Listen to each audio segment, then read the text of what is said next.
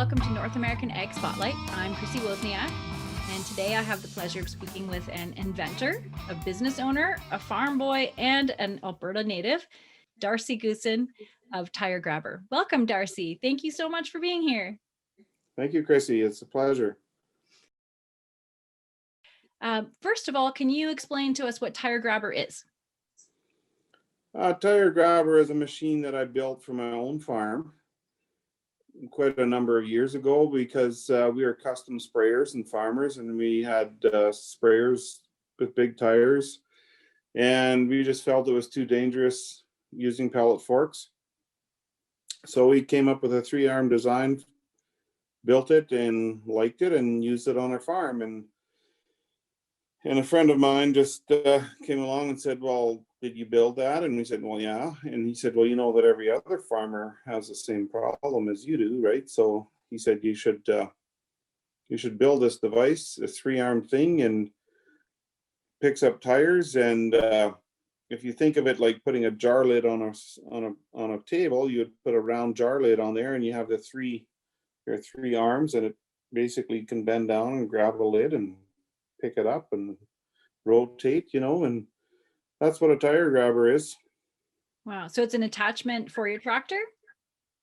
Yes, you can put it on a tractor, a skid steer, telehandler, small loader. Yeah, we had a guy from Montana call today. He wants to put it on a skid steer and a small telehandler. And we're also working at mounting it on trucks, so you can use it on service trucks too, like a boom truck. And forklifts, we want to mount them on. Yeah, you can virtually just bolt it onto anything. Wow, that's great. And you manufacture in Alberta? Yeah. That's great. Right on the farm, or do you have we did. House and... We did manufacture the first 50 or 60 on our own farm. Mm-hmm. And it got a little too much because we still need our shops for doing our own farm machinery repairs. We do a lot of repairs in the shop, and so it got a little bit much having that, and our farming in the shop. So we've farmed it out, so to speak. Got some welding shops contracted out to build them for us. Yeah, they're close by here. Oh, that's great. So your background is in ag. You grew up in farming? Oh, yes. Yeah. Oh, pretty much from day one. We were gone a few years in between, but yeah, I've pretty much, farmed chickens. My grandfather was a chicken farmer too, and we grew up picking up chickens since we were little kids. Right. And what do you farm now? We still have chickens, and we farm grain. With my son now, we're farming about 4,000 acres of cropland, which is wheat, canola, and barley. Mostly is what we would grow. Right. That's great. And is it multi-generational, your farm? Well, not the actual farm I live on. Like, my dad bought it the year I was born. So I guess I'm the second generation on this farm. But our family goes back, I don't know, 5 or 6 generations in Alberta here, farming land. Yeah. Wow. And I hear that you won some awards recently. What were those for? Yes. Yeah, we won an award in Manitoba Ag Days now for first place in farm safety. Awesome. And we won it also last year at the same Manitoba trade show for first place in farm safety. So we're really thankful for that, for them reaching out to us and awarding that to us. It's a great privilege. I guess. Yeah, that's a great honor. And so have you always been an inventor, or was this just a one-off, or are you like most farmers that are always trying to fix things and weld things and create things, and you just took it an extra step? Yeah, I think so. I've always been kind of a designer, creator, and we try and build just about anything. And I think I was probably 14 years old when my dad, who never welded in his life, I don't think, bought a little buzz box and said, you're going to have to be the welder of the family and start building things. And some of the first things I built was like swing sets, I built for the little kids, and then I started, a little bigger projects and some machinery, and so yeah, since I've been young on, I've been welding and making mistakes. That's how I learn, is make mistakes. Right. Yeah. And do you sell all across North America or just Canada?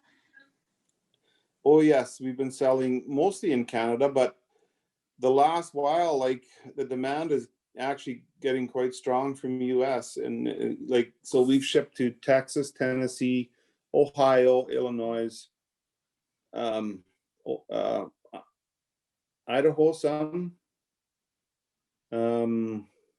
Montana, North Dakota, South Dakota. Yeah, it's growing in the States, and that's going to be our big push, is to Right. grow into the States and Eastern Canada. Yeah.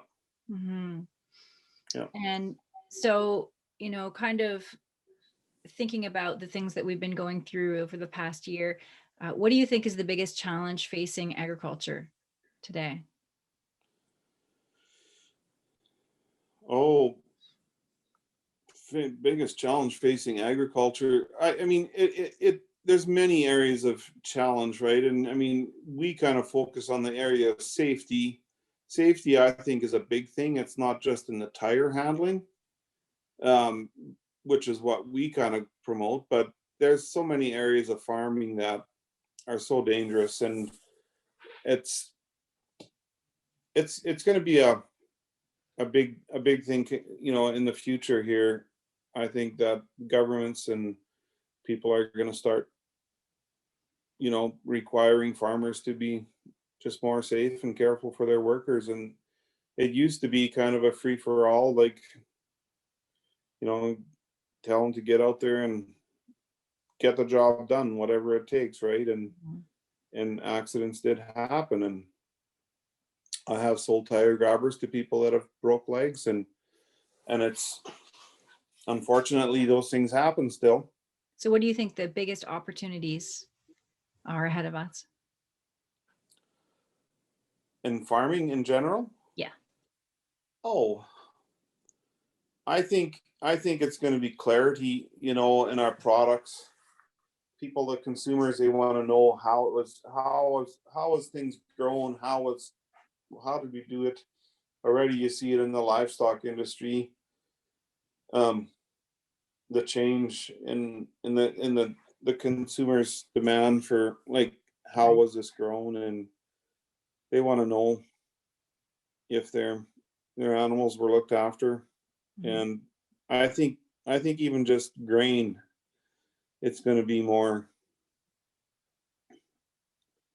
called or requested, that they want to know, like, how is this grain grown, and does it meet certain standards. It's hard for a farmer to keep track of all that stuff. And um now the prices have finally come up some, Mhm. but for years and years, the grain prices really didn't come up, reflecting the inflation of what other things had in this world. That's the way I would say it, because Right. I've asked old timers, are we making more money now with our grain, or were you making more then? And they said, according to the dollar, what they made back then, and what, with inflation, we're making less, they said, now, than what we were, 20, 30 years ago. Mm. So I think grain prices have not risen in general. That's before the last 6 months, but in general, the last, 10 years, I don't think they've risen in sequence to the rest of the inflation that's gone on. Right. Yeah. So how do you want people to be able to get a hold of you? You want them to go to your website and give you a call, or where can they find you? Yeah, so they can send a contact form out on our website. Yeah. They can call me up personally. I mean, my phone is only shut off for a few hours Sunday morning, and that's, other than that, we're a farm business here, so we don't keep hours like some other businesses do. So far, I suppose sometime we'll have to control it, but yeah, call the number there. There's a business number, and if they want to call my cell phone number, they're more than welcome to do that too. Awesome. And what's your lead time from order? Right now we're a little bit behind on some of the models, but it looks like by the end of the week we should be able to fill them out and get some of them sent off to Illinois and Montana. So we're trying to keep it a few weeks.